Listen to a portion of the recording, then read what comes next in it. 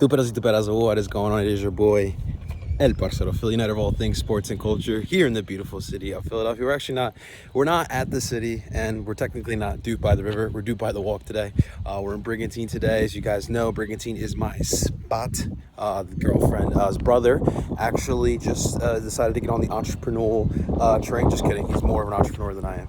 I will ever be. But he decided to invest some property here in Brigantine, doing the old flip of the house thing. And so right now we're heading over to his new place, which is actually not far from my girl's parents' place. We're gonna help do, I guess, the cleanup job now. This morning we were busy getting prepared for the Eagles season. We were doing some TikToks. You know, TikToks gotta stay up to date with those. So we were getting all that done. So now we're just gonna head over and help as much as we can. Stay a little later, but look, I just wanted to get some things off my chest here. As far as DOOP By The River podcast and PSN goes, look, over at PSN, we've been crazy busy, and all of us, you know, from me, Tim, Jeff, and Liam, of course. Liam, Jesus, I don't know how he does it. He is a maniac. But I know, like, DOOP By The River, since we've gotten back to the regular season, we haven't been on top of it as much as we should have. And I'm going to take full responsibility for myself and the podcast. Listen, I've been busy with all the other Philly sports, and you know the reason why I did it was so that we can get some more recognition for our Philadelphian within the city. Because you know, at the end of the day, that's one of my big goals, is to make this a 5-for-5 city. I want the same excitement that we see with the other 4 sports, but at the end of the day, my priority is with the union, and I realize that. And I'm going to make and do my due diligence and make a better effort of putting out more union content out there. And that does include on TikTok as well. I think I could do some more like what I do with the other 4 sports. But I just wanted to say, if you've been rocking with me since day one, I really appreciate it. It truly means the world to me. You don't understand how much you mean to me by helping me out in this whole Barcelona, Philly, and union stuff. So stay tuned for the podcast for sure. Please don't give up on us. And as far as the writing goes, Tim's got that on lockdown as well. If you are out there, actually, listen, if you are out there and you are looking to get some writing under your belt, you have a lot of opinions, you want to get them down, definitely email me. I have the email link on this YouTube channel. You can DM me on Twitter or Instagram, wherever, and let me know, and we will definitely love to have you at Philly Sports Network. So if you are interested in that, definitely let me know. That would really mean the world to us. We are looking for some more writers, so that would really help us out too. And opportunity to get on podcasts as well. You become a PSN writer, you have the opportunity to get on podcasts. So definitely let me know, guys, and definitely DM me, please. Well, let me get a breath in there. So of course, before we dive into the Revolution game as we're walking here, I want to talk about some of the news and notes, the major things that we've seen thus far the last week since the Red Bull game. Obviously, I want to talk about the rumors, transfer rumors, and not with our Mark McKenzie and Brandon Aronson, but the possibility of replacement for Mark McKenzie. If you haven't heard, we have been linked to a young Argentine center back by the name of Nicolas Di Martini. I guess he's got a little Italian in him as well. But, 20 years old, from my understanding. He's part of the Argentine youth academy, or the youth development program that they got down there, which, as we know, is pretty damn good. And he's obviously center back. It looks, from my understanding, from my looks, he's got a decent sized body to play center back, especially Major League Soccer. So we will see what happens. Obviously, today we got dropped some updates as far as his club, which I think it's called Club Atletico Tempe or something like that. They have lowered his value, or they have lowered the asking price, which always is a little concerning. You know, when a team wants to lower price on a younger prospect, especially someone like him. He's played some time with the Argentine under 23 teams, I believe, the youth system there. So it's a little concerning, but obviously we're going to need to find some sort of replacement. And you guys know I want young South American players to come play in Philly. So that's a rumor that's been pretty strong. We got some good sources on it from listen, if the MLS Buzz is putting it out there on Twitter, it's because it's a serious source. So that looks to be promising. Now, obviously, we haven't really heard much on the Mark McKenzie front. I haven't heard much from the Celtic side. So maybe, the Union are still shopping him around. There might be other teams that are interested in Mark McKenzie, so we'll see. But that's definitely something in development for our Union there. And yeah, so what was the other tidbit we wanted to talk about here today? How can I forget? So the MLS announced our next 3 games that we will be playing. Obviously, the MLS trying to figure out what's best for these teams as far as travel with COVID and all that good stuff. So from my understanding, we are playing Montreal first in these next round of games. It's only 3 games that they announced, which is interesting as well. So playing Montreal at Red Bull Arena, which is pretty interesting. We're going to play Montreal in one of the stadiums we hate the most.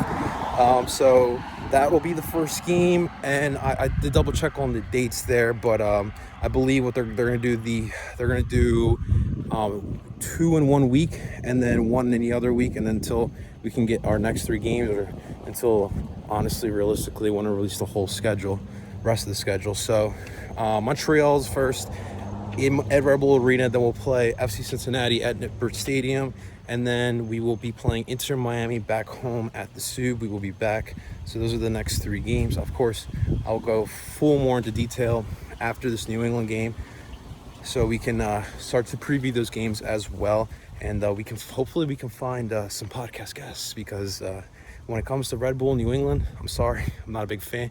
I guess they're not a fan of me, I should say, in both of those fan bases, so it's kind of hard to find guests in those fan bases, but I'll definitely try to find some for Montreal, Cincinnati, and Miami. Miami should be easy for me to find as well. But let's look into this game. So we're Saturday night, 7:30 at the Sub.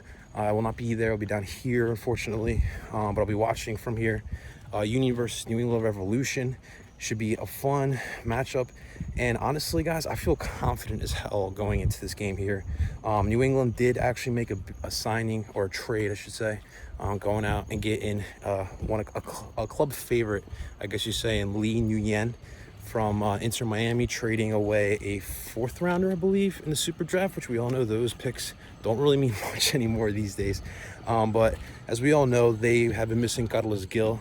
They haven't been able to find some sort of creative in attack since he's been hurt.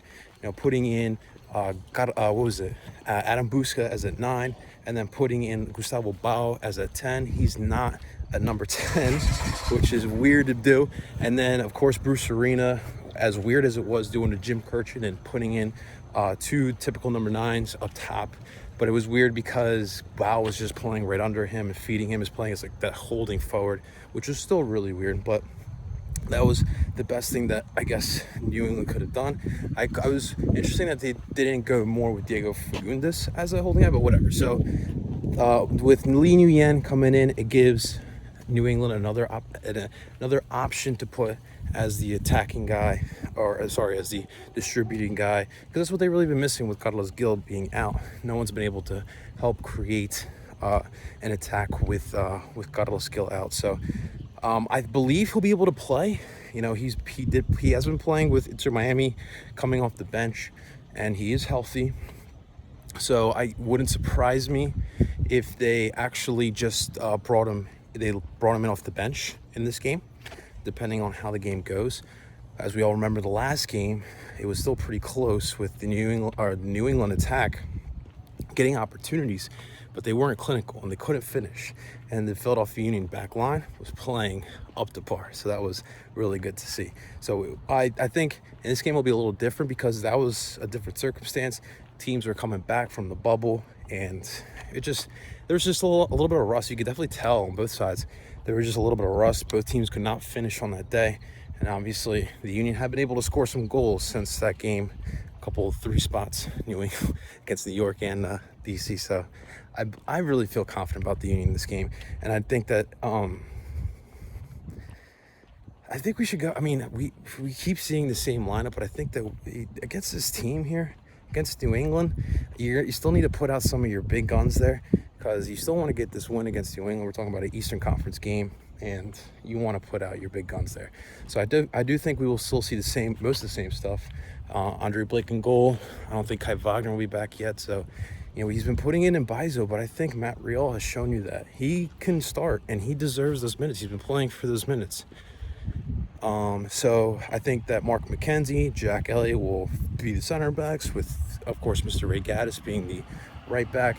And then the midfield, same thing. Jose Brujo Martinez is a 6, with Jamiro and Ali as your shuttle guys. And, of course, Mr. Bundesliga as the number 10. And up top, Mr. Kasper Shibilko and Sergio Santos Gomes. With Sergio, I am expecting a big game from Sergio. Now, he usually plays really good against New England. He's got 3 goals in his career against New England. So I expect a big game from him. We need a big game from him as well. Listen, depending on who starts in this New England lineup, and we know Bruce Arena is a tactical guy. He could very well throw out something different. In the last 2 games that we played them, the first one back from the bubble and then the first round of the round of 16, he went with the same formation, the 4-2-3-1, using Bao as a 10. So he could very well change it up here, but we got to be prepared for anything. At the end of the day, I think that the Union getting back to that physicality, New England have been able to somewhat match it in the last 2 games that we've actually played them, but I don't think that they're gonna have enough here in this game here. Playing in the Soo, playing in Chester, the Union are gonna come up big, even though there's no fans. So I really do like the Union getting a W here, and it's just gonna come down to the Union taking advantage of those opportunities, because if you're gonna get those opportunities, you gotta capitalize it. I need Casper to be precise, Sergio to also be precise, Brandon making those nice runs, and give Jamir some opportunities there as well. I got the Union winning here in this game 3-1, but you guys let me know what you think is going to happen. You got the Union winning or the Revolution? Let's talk about it in the comments below. Let me know your thoughts on the Di Martini rumors. Anything Union? Honestly, let's talk about it in the comments below. But thank you so much for watching, guys. If you've watched up to this point, don't forget to subscribe, please. First and foremost, subscribe. Make sure you like the video, share it if you could as well. It would mean the world to me. And until next time, guys, I'm your boy Parcero Philly, telling you guys to do ball. Talk to you soon.